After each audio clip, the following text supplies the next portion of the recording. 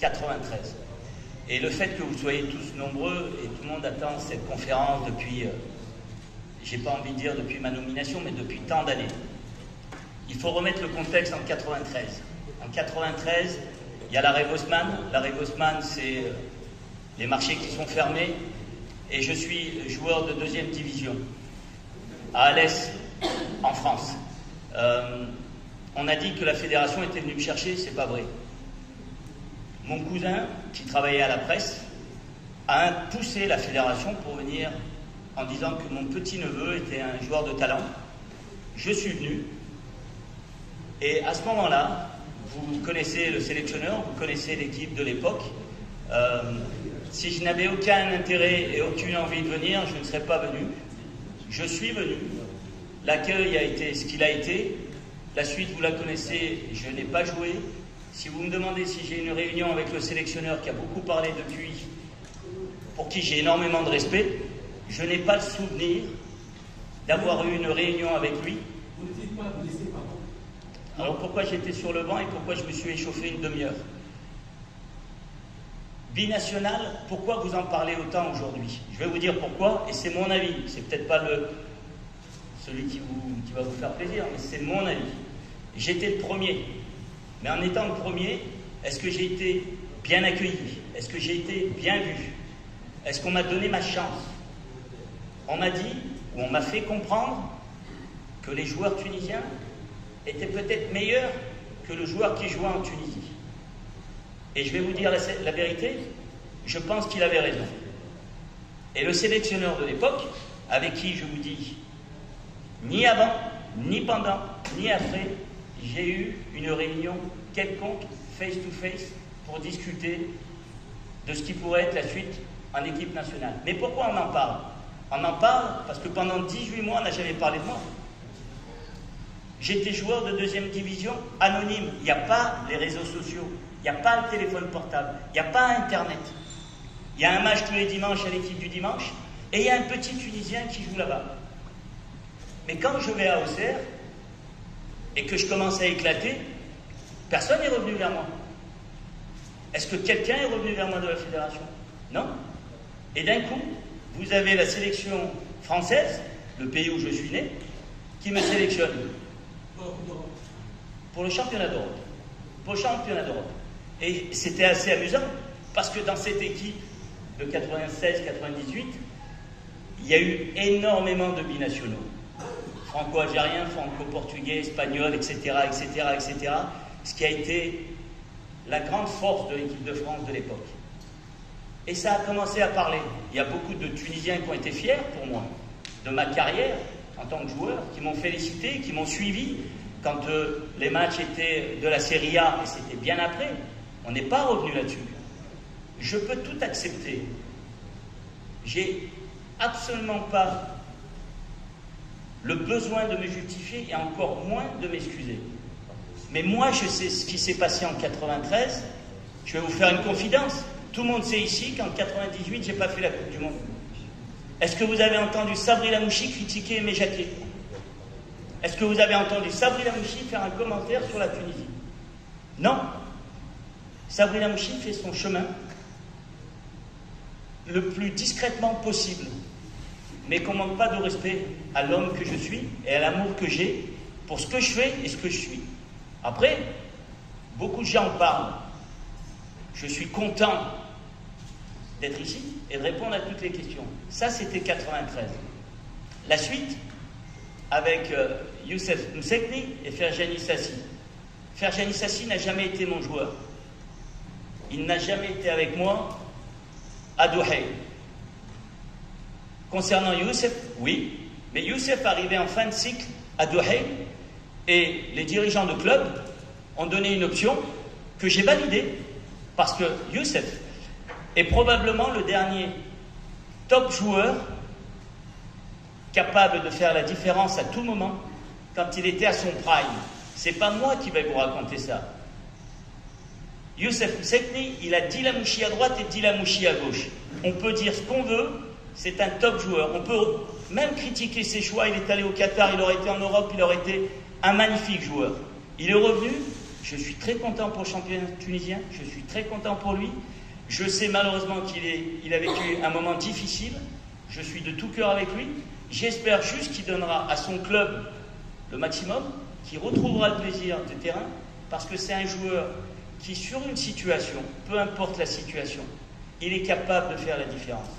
Je n'ai absolument aucun problème avec qui que ce soit, mais que ce soit Youssef Sekni, ou tous les joueurs que j'ai dirigés, ou tous les joueurs avec qui j'ai joué. Si j'ai un problème, je le règle homme à homme.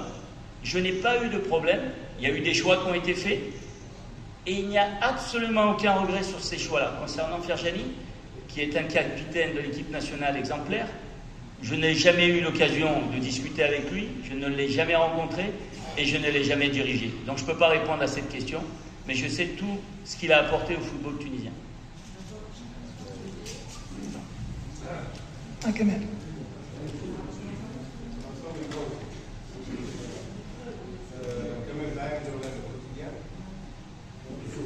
في الميكرو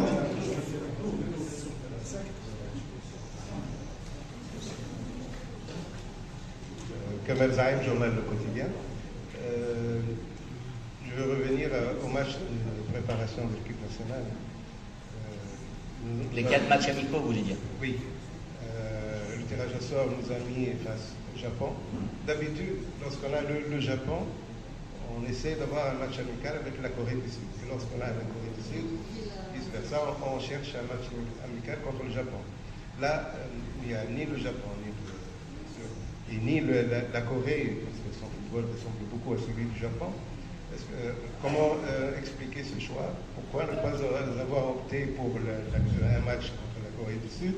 Et est-ce qu'on vous a informé des adversaires que vous avez rencontrés pendant la préparation?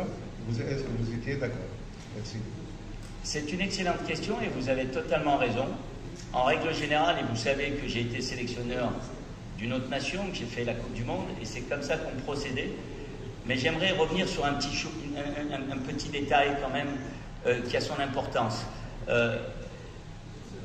Sami Trabelsi, qui a été le sélectionneur, a qualifié cette équipe pour la Coupe du Monde. Il a fait un travail remarquable. Il s'est passé ce qui s'est passé avec deux compétitions, coup pour coup, que ce soit la Coupe arabe et la Coupe d'Afrique. J'ai assisté, j'ai vu tous les matchs. Il est évident que, pour vous, le football tunisien était en crise. Quand on participe à la Coupe du Monde, aussi régulièrement, vous n'êtes pas en crise. Mais on aime se créer des problèmes. Donc, pas de souci. L'organisation, vous avez raison. La fédération a fait au mieux pour très rapidement fixer des matchs. Et j'ai validé les matchs qui ont été officiellement actés. Et nous, on s'adaptera. C'est des détails. Vous avez totalement raison. Quand on va jouer le Japon, que l'équipe tunisienne a déjà rencontré très rapidement, il y a peu de temps, et on n'est pas surpris puisque c'est la meilleure équipe asiatique. On va rencontrer des équipes de calibre très important. Haïti qualifié en Coupe du Monde. Canada, pays organisateur. Autriche, une des meilleures équipes qui a un jeu agressif, offensif et de très haute intensité. Et les Belges, vous le savez mieux que moi, juste avant la Coupe du Monde. Je vais vous demander quelque chose et c'est exactement ce que je vais dire à mes joueurs. Il se passera ce qui se passera dans ces 4 matchs. Mais nous, on a 3 matchs à jouer, le 14, le 21 et le 26. Et comme je l'ai dit tout à l'heure, on va tout faire pour qu'il y en ait encore un de plus. Donc ces matchs-là, je vais découvrir mes joueurs lors d'un long voyage pour aller à Toronto, avec un décalage horaire. Quand on va jouer à 20h, il sera 3h du matin en France ou en Tunisie, en Europe en tout cas. On ne peut pas dire que ce soit l'idéal. Mais la fédération a fait ce qu'elle semblait de parfait pour son groupe. Et je valide totalement ce qui a été fait. On va jouer des équipes très compétitives. Et nos joueurs ont besoin d'oppositions qui leur permettront, avec ce qu'on essaiera d'apporter, d'avoir un niveau, un jugement de valeur sur ce qu'on va réellement rencontrer pendant la Coupe du Monde. Parce que Qualification de Coupe du Monde, c'est une chose. Je ne suis pas celui qui a qualifié la Tunisie. Je n'ai aucun mérite. Le mérite revient à Sami Traversi, aux joueurs qui se sont qualifiés dans les pays d'Afrique, où c'est très difficile d'aller se qualifier. Ils l'ont fait de manière absolument brillante. Il s'est passé ce qui s'est passé derrière. Je ne suis pas responsable non plus de ça. Maintenant, à partir d'aujourd'hui, je suis responsable de ce qui va se passer. Ça, je le valide totalement. Et avec mes joueurs, on va essayer de focaliser sur ce qui va se passer sur le terrain. Et on va essayer, à notre manière, de donner une identité d'équipe tunisienne. J'espère avoir répondu à votre question. Une question, en français. Quelles sont les lacunes techniques observées chez l'équipe nationale, bien évidemment, notamment lors de la Coupe d'Afrique récente au Maroc? Encore une bonne question, mais vous comprendrez que je ne peux pas parler en m'exprimant de mes joueurs et par respect pour Sami Traversi, qui est une personne pour qui j'ai énormément de respect et que je respecte profondément. Il s'est passé ce qui s'est passé. Probablement que ce qui s'est passé à la Coupe d'Afrique était trop proche par rapport à la Coupe arabe. Et ce qui fait que peut-être la déconnexion n'a pas eu lieu. Et que peut-être il s'est passé des choses, et comme il peut se passer à la prochaine Coupe du Monde, mais moi je n'ai que ça à penser à partir d'aujourd'hui. Je n'étais pas dans une compétition 15 jours plus tôt où les choses ne se sont pas passées comme prévu. On va passer 4 matchs amicaux et on doit être prêt le premier match. Mais si on perd le premier match, vous allez me dire, vous n'avez pas bien travaillé avant. C'est vrai, mais on peut perdre aussi les 3, comme on peut aussi gagner les 3. Ce que je veux, quand on partira de la Coupe du Monde, le plus tard possible, c'est d'être fier du travail qu'on aura fait. Parler du travail des autres est irrespectueux. Je ne peux pas me permettre de parler des lacunes de mon équipe, que je garde pour mon staff et pour mes joueurs, mais très bientôt, il va y avoir une liste, il va y avoir des matchs amicaux, et on va essayer de se projeter sur ce qu'on va pouvoir faire et non pas sur ce qui a été fait. Marouane Gara, Tunis ici, coach. Alors déjà, bienvenue parmi nous. Je vous souhaite le meilleur avec notre équipe nationale et plein de réussite. Maintenant, vous êtes un binational et vous avez commencé votre déclaration par dire que les Tunisiens pensent que les binationaux sont meilleurs que les joueurs locaux, et de votre côté, vous le pensez aussi.